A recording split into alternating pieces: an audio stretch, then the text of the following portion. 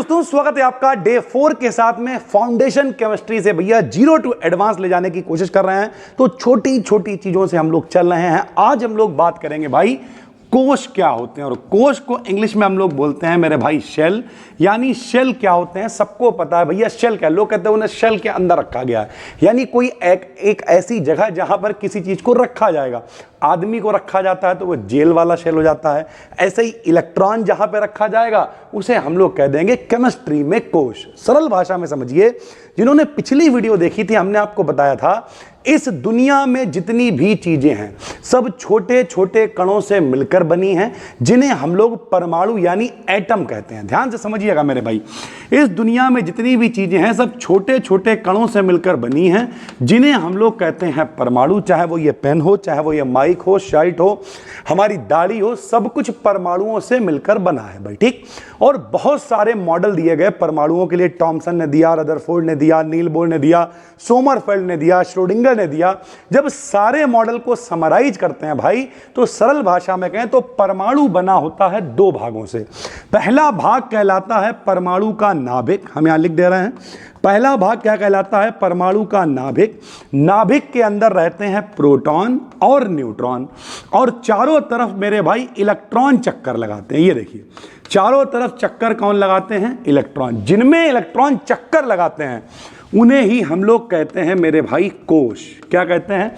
कोश कहते हैं। काहे से लिखते हैं सर जी? तो लिखते हैं पहले वाले को KLMN, ऐसे आगे भी कोश होते हैं। फिलहाल हम लोग 4 से काम चल जाता है, तो मेरे साथ में बोलिए KLMN। KLMN सरल भाषा में हम आपको बताएं तो भैया परमाणु दो भागों से मिलकर बना होता है।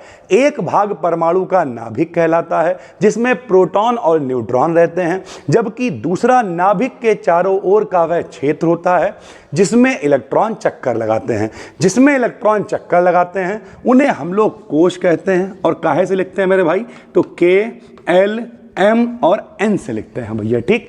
K में ज्यादा से ज्यादा कितने इलेक्ट्रॉन चक्कर लगा सकते हैं? तो K में मेरे भाई 2 इलेक्ट्रॉन, L में 8, M में 18 और N में 32 इलेक्ट्रॉन चक्कर लगा सकते हैं। K में बोलो भैया 2, 8, 18, 32। एक बार मेरे साथ में बोलिए KLMN। KLMN 2, 8, 18, 32। 2, 8, 18, 32। सर जी हमें कैसे पता कि K में 2 ही इलेक्ट्रॉन होंगे? तो भैया इलेक्ट्रॉन किसमें कितने होंगे, इसके लिए 2 आदमी थे, बोर और बरी। इन लोगों ने अपनी बोर बरी योजना दी। बोर बरी योजना क्या होती है मेरे भाई समझाते हैं। इन्होंने फॉर्मूला दिया 2n²। अब ये 2n² क्या फॉर्मूला है जरा समझो। हम लोग क्या कोश लिख रहे हैं बताओ? पहला कोश कौन सा है? K, दूसरा L, तीसरा M, चौथा N। तो ये पहला है ना मेरे भाई, तो इसके लिए 2n² में N की वैल्यू रख देंगे 1। ये देखो, और जब आप 1 रखोगे तो 1 का स्क्वायर 1, 1 दूनी 2, यानी K का मान कितना हो जाएगा? 2 हो जाएगा भैया। ये पहले के बाद ये दूसरा है, तो N की वैल्यू कितनी रख देंगे? 2। 2 दूनी 4 दूनी, इसमें कितने इलेक्ट्रॉन हो जाएंगे? देखो 8। ये पहला, ये दूसरा, ये तीसरा है, तो भैया यहाँ N की जगह कितना रख देंगे? 3। 3 का स्क्वायर 3 3 9 दूनी कितना हो जाएगा? 18। ये पहला, दूसरा, तीसरा, चौथा है, तो N की जगह कितना रख देंगे? 4। 4 चौक 16 दूनी कितना हो जाएगा? 32। यानी बोर बरी योजना का फॉर्मूला क्या होता है? 2n²।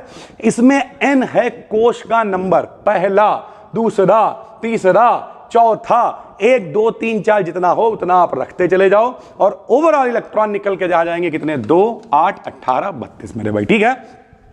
तो सबसे पहले कोश क्या होते हैं? परमाणु में नाभिक के चारों तरफ वो क्षेत्र जिनमें इलेक्ट्रॉन चक्कर लगाते हैं उन्हें कोश कहते हैं। लिखते हैं KLMN से। इनमें इलेक्ट्रॉनों की संख्या होती है 2, 8, 18 और 32। ये कैसे निकालते हैं? तो ये बोर बरी योजना से निकालते हैं, और बोर बरी योजना होती है 2n²। N की वैल्यू यहां रखते जाते हैं और मान निकल आता है 2, 8, 18, 32, ठीक है भाई। जब ये मान निकल आएगा तो इन्हीं से आपको विन्यास बनाने की शुरुआत करनी है। हमने आपसे कहा था कम से कम 1 से 30 तक तत्व जरूर याद होने चाहिए। Hydrogen, helium, lithium, beryllium, boron, carbon, nitrogen, oxygen, fluorine, neon, sodium, इस तरीके से पूरे जिंक तक कम से कम याद कर लो। नहीं भी याद है तो 20 तक जरूर याद कर लो भाई, ठीक। तो हम आपको सिखाते हैं कि भैया KLMN का इस्तेमाल करके आप विन्यास कैसे बनाओगे। तो देखो हाइड्रोजन का नंबर होता है 1, ठीक। ऊपर हम लिख दे रहे हैं देखो KL M और N भैया, ठीक है। अगली वीडियो में हम आपको यौगिक बनना सिखाएंगे कि बनते कैसे हैं, ठीक है। तो भैया हाइड्रोजन का नंबर 1 है, जितना जिसका नंबर होगा उसमें उतने ही इलेक्ट्रॉन होंगे, उतने ही प्रोटॉन होंगे। जैसे मान लिया लिखा हुआ है सोडियम का नंबर 11 है, अब कोई कहे इसमें कितने प्रोटॉन होंगे नाभिक के अंदर ये बताओ, तो आप कहोगे 11 प्रोटॉन होंगे। ये सब क्वेश्चन विकल्प में आते हैं। जो लोग छोटे मोटे पेपर देते हैं, सिपाही वगैरह के जो पेपर होंगे भैया, कम लेवल वाले जो पेपर होंगे, 10+2 वाले पेपर होंगे, उनमें डायरेक्ट पूछता है कि इसका नंबर 11 है तो प्रोटॉन इसमें बताओ कितने होंगे। तो जितना नंबर होगा उतने ही प्रोटॉन होंगे और उतने ही इलेक्ट्रॉन होंगे, ठीक है भैया। प्रोटॉनों की संख्या भी वही होती जो नंबर होता है, इलेक्ट्रॉन भी उतने ही होते हैं भाई, ठीक है। और अगर हम प्रोटॉन और न्यूट्रॉन को मिला देते हैं तो उसे हम कहते हैं द्रव्यमान संख्या। क्या कहते हैं मेरे भाई? द्रव्यमान संख्या कहते हैं। जैसे मान लिया कोई कहे इसकी द्रव्यमान संख्या 23 है और इसमें भैया नंबर इसका 11 है, यानी प्रोटॉनों की संख्या 11 है। 23 में से 11 घटा दोगे यानी 12 इसके अंदर न्यूट्रॉन होंगे। वो सब हम आगे आगे सीरीज में आपको बताएंगे। फिलहाल सरल भाषा में कहें तो जितना जिसका नंबर होता है उतने ही उसमें इलेक्ट्रॉन, उतने ही उसमें प्रोटॉन होते हैं, ठीक। तो नंबर 1 है मतलब इसमें एक ही इलेक्ट्रॉन होगा, और जब एक ही इलेक्ट्रॉन है तो के में कितने आ सकते हैं? 2। सर जी आप तो कह रहे थे 2, यहां तो एक ही भर दिया। भैया इस क्लास में 200 आदमी बैठने की जरूरत है, 200 आदमी बैठने की व्यवस्था है, लेकिन अगर 200 बच्चे नहीं आते हैं तब भी पढ़ाते हैं। 9th वाले क्लास में तो 40 ही बच्चे हैं, तब भी भैया बैठ के पढ़ते हैं। वो 12th वाले में पीछे तक लदे रहते हैं लोग, जीने पे भी बैठ जाते हैं। इसका मतलब ये नहीं है कि जिस क्लास में बच्चे नहीं होंगे, कम होंगे, उसे पढ़ाएंगे नहीं। ये चौराहे से लेबर पकड़ के लाएंगे भैया पीछे सीटें भर दो, नहीं। ज्यादा से ज्यादा 2 आ सकते हैं, कम से कम 1 आए, नहीं आए कोई फर्क नहीं पड़ता। तो 1 ही था तो 1 यहां भर दिया। अब अगर 2 बनाना है हीलियम का, तो हीलियम के पास 2 नंबर, 2 इलेक्ट्रॉन, 2 इसमें भर जाएंगे। लिथियम का अगर आपको बनाना है तो भैया सिखा दे रहे हैं हम 20 तक आपको कम से कम। इसमें लिथियम का आपको बनाना है तो लिथियम का नंबर 3, 2 इसमें आएगा। अब इसमें 2 ही ज्यादा जरा आ सकते हैं तो 1 इसमें चला जाएगा। Hydrogen, helium, lithium, beryllium, boron, carbon, nitrogen, oxygen, इसका नंबर 4, इसका 5, इसका 6, इसका 7, इसका 8। यहां कितने आएंगे? सब में 2 आएंगे मेरे भाई, क्योंकि के में ज्यादा जरा 2 ही आ सकते हैं कितने? 4। 2 यहां आ गए तो 2 यहां, 2 यहां आ गए, 5 हैं तो 3 यहां, 2 यहां आ गए, 6 हैं तो 4 यहां, 2 यहां आ गए, 7 हैं तो 5 यहां, 8 हैं तो 2 यहां आ गए तो 6 यहां, 6 और 2 8 हो जाएगा। तो इस तरीके से विन्यास बनता है मेरे भाई। उसके बाद अगर हम कहें ऑक्सीजन के बाद कौन आएगा? फ्लोरीन का नंबर होता है 9, तो पहले में कितने आएंगे? 2, दूसरे में कितने आएंगे? 7। फिर नियॉन का नंबर होता है मेरे भाई 10, तो पहले में के में तो 2 ही हैं, एल में कितने आएंगे? 8। लेकिन जैसे ही Na यानी सोडियम पे पहुंचोगे तो के में कितने? 2, एल में कितने? 8। मेरे साथ में बोलो KLMN, KLMN।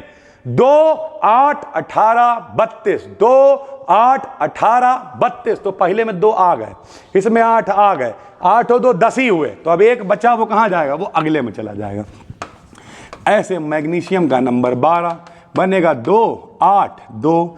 एल्युमिनियम का नंबर 13 बनेगा 2, 8, 3, 8 और 2 10 और 3 13, ऐसे करके बन जाएगा। एल्युमिनियम के बाद सिलिकॉन का नंबर 14 बनेगा 2, 8, 4। Sodium, magnesium, aluminium, silicon, phosphorus का नंबर 15, 2, 8, 5। सल्फर का नंबर 16, 2, 8, 6। क्लोरीन का नंबर 17, 2, 8, 7। आर्गन का नंबर 18, 2, 8, 8। अब यहां 2 चीजें देखने वाली हैं।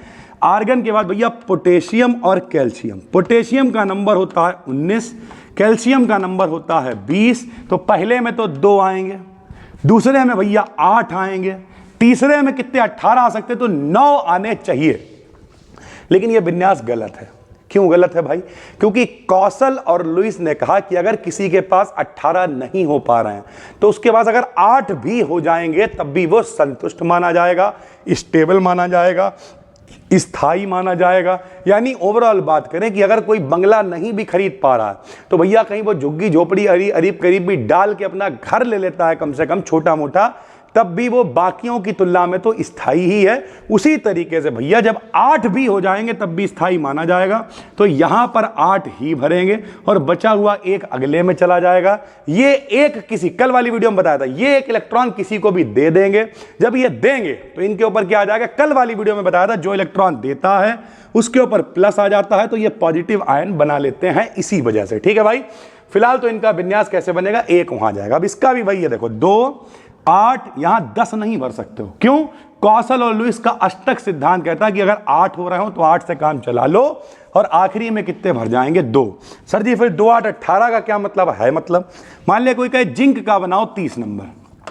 अब देखो अपने पास पर्याप्त इलेक्ट्रॉन है, तो यहां 2, यहां 8, यहां 18। अब आराम से भरेंगे चौड़े के 18 और 10 28, और यहां पे आ गए 2 30। तो इस तरीके से अगर 18 इलेक्ट्रॉन होंगे तो पूरे भरे जाएंगे, और अगर नहीं होंगे तो भैया 8 से भी काम चलेगा। ये जो बाहर का एक इलेक्ट्रॉन है, कल बताया था किसी को दे देगा तो धनायन बनाएगा, ये भी अपने 2 किसी को दे देंगे तो इनके ऊपर 2 प्लस आ जाएंगे, और आराम से ये लोग 8 इलेक्ट्रॉन लेके संतुष्टि से बैठे रहेंगे भाई। ठीक है, उम्मीद करते हैं आज की वीडियो में आपको समझ में आ गया होगा कोष क्या है, उनसे विन्यास कैसे बनते हैं और बोर भरी योजना क्या है। कल आपको बताएंगे कि भैया जब कैल्शियम के ऊपर 2 प्लस है तो फिर भैया कैसे ये CaCO3 बना लेता है, कैसे NaCl बन जाता है, कैसे MgCl2 बन जाता है, तो फार्मूले बनते कैसे हैं, ये सारे फार्मूले बनाना सिखाएंगे हम आपको अगली वीडियो में। मिलते हैं कल, तब तक के लिए धन्यवाद, थैंक यू।